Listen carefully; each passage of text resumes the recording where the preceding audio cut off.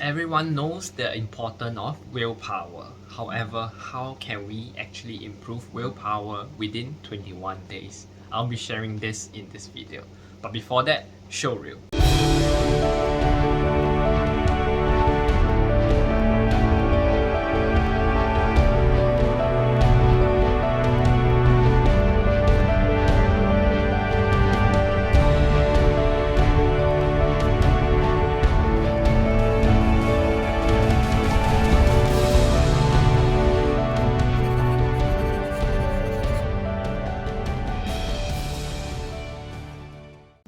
Pranam, Namaste, my name is Garret.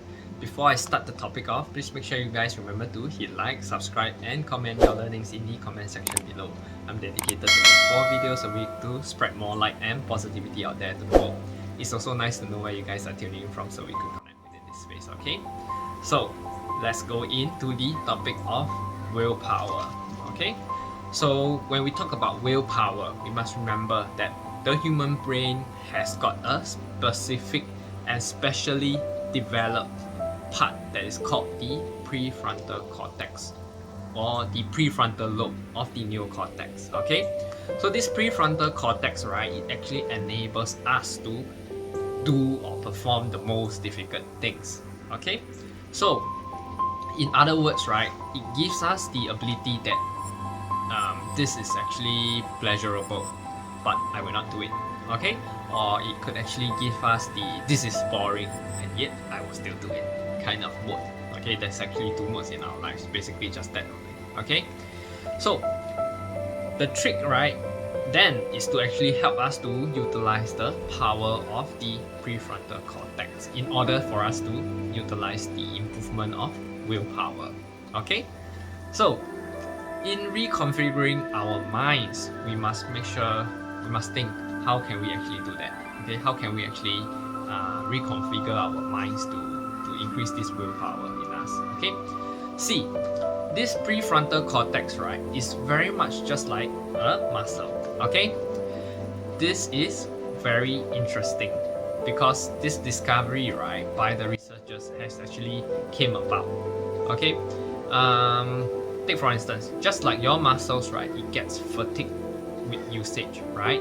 Your willpower also actually gets fatigued. Do you realize that?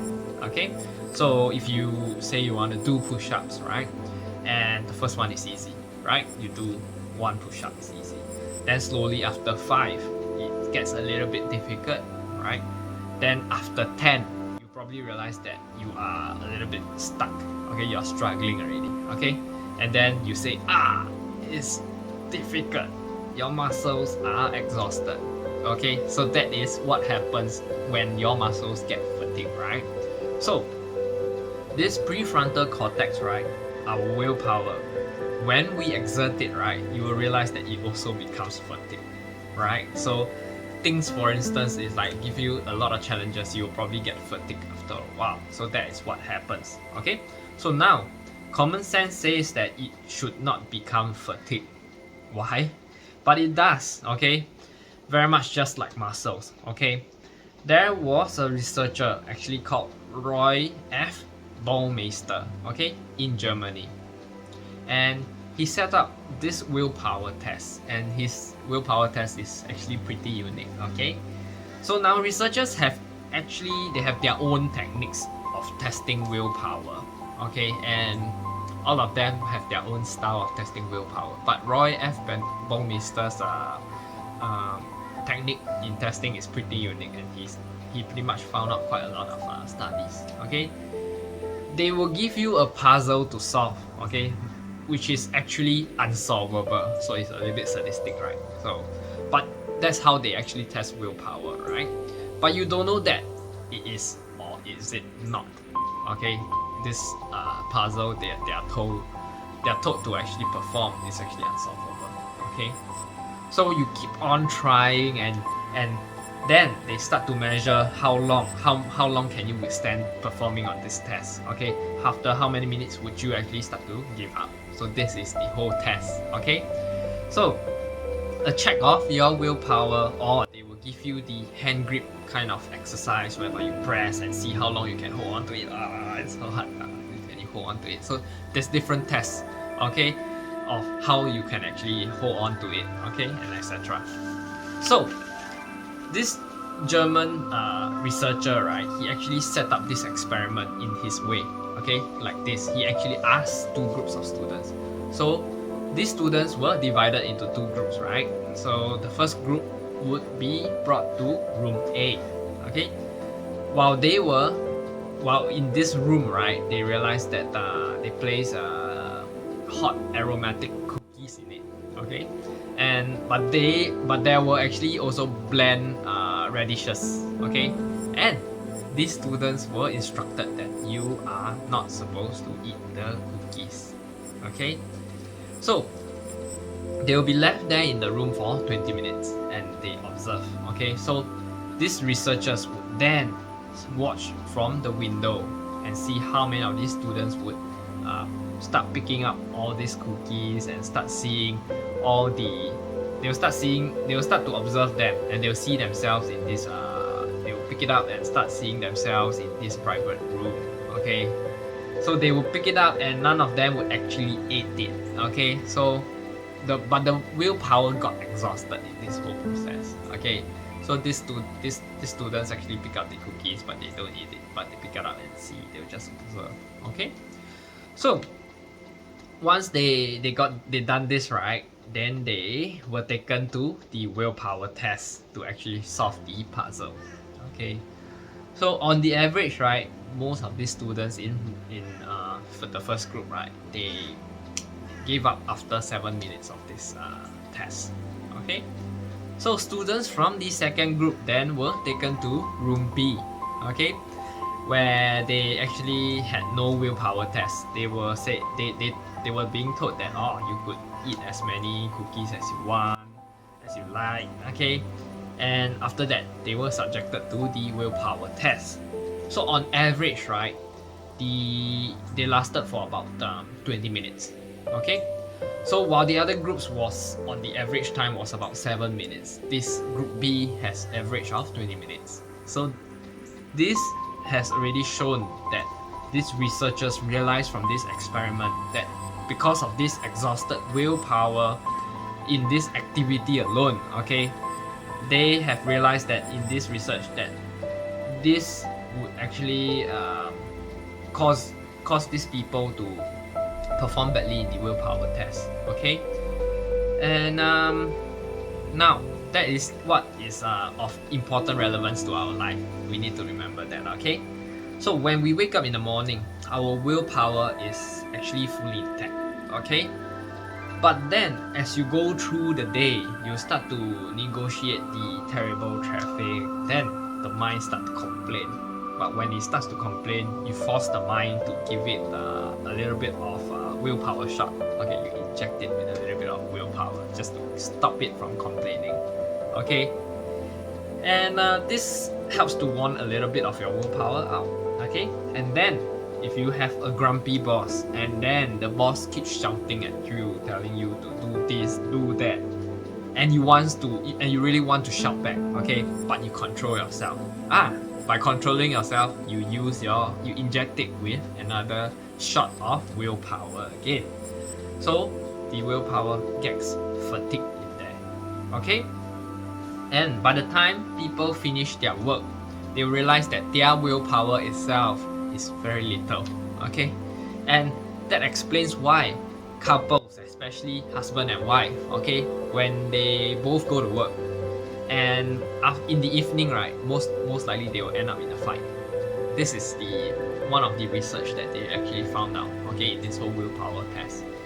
And because they have got no willpower remaining to actually tolerate the bad behavior of the other person. So that's how important willpower actually is in our life.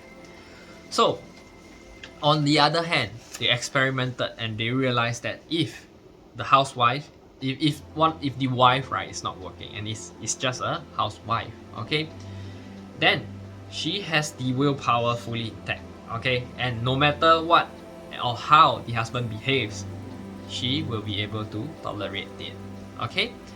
So social researchers itself, they realize that this is also a physical muscle, this willpower, this prefrontal cortex, okay? But that has an interesting corollary, okay? Because what is interesting is that like the muscles can be developed, right? Your self-control can also be developed, right? You see, that's how the brain actually works. We need to know. If you do mathematical activities, right, for about 2 hours every day, you keep doing it, you keep practicing it, right? The portion of your brain that is required for maths would actually get engaged very often, right? On a daily basis, especially. So once it starts, once you engage it on a daily basis, right? On a daily basis, it starts packing in more and more gray matter, therefore making it easier for you on your mathematical work in the future. So this is how it builds up. See, in the mind, in the brain itself, right? It builds up a lot of gray matter and actually helps you to execute and get better in your mathematical or your type of work that you're doing. Okay. So if somebody is doing juggling, okay, on a regular basis as well, that portion of their sensory motor region required for juggling is also getting engaged, and it gets packed with gray matter, okay? And that's the nature of the brain, okay? So whatever you practice will get good at it, okay? So you practice being lazy, then you're very good at being lazy. So whatever you practice with, your brain would be packed with the gray matter at that portion, and then it will actually help you get good at that specific task, okay? So the willpower can also be enhanced by practicing it, okay? This is an important conclusion. The more you practice self-control, the better you will get at it, okay? So it's so simple, okay? So every time you ward off a form of distraction, it becomes easier and easier, and then very easy, okay? So in other words, right, you have the urge to scratch, right? You want to scratch and itch, right?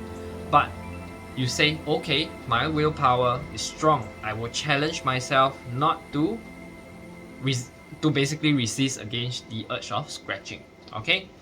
Then your prefrontal cortex would become stronger, and that willpower, it will be enhanced, okay, in one area, and in that area, right, it can also be used for other areas of your life, okay?